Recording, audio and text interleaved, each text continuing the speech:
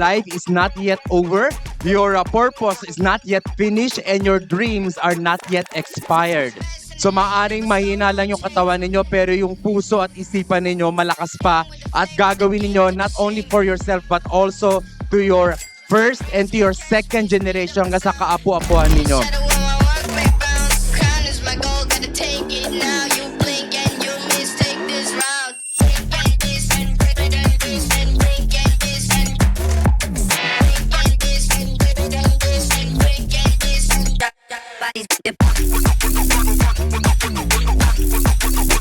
Kaya nandito kayo ngayon kasi hindi kayo bumabagsak.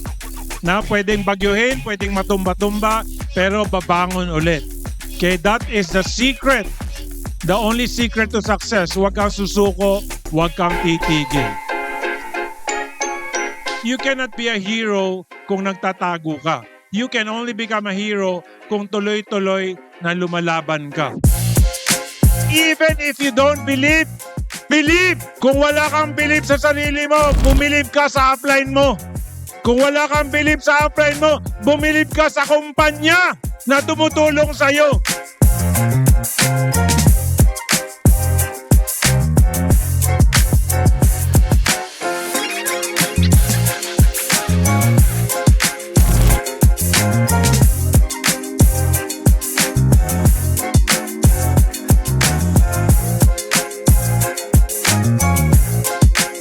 Be valuable. Okay? Or learn to create value.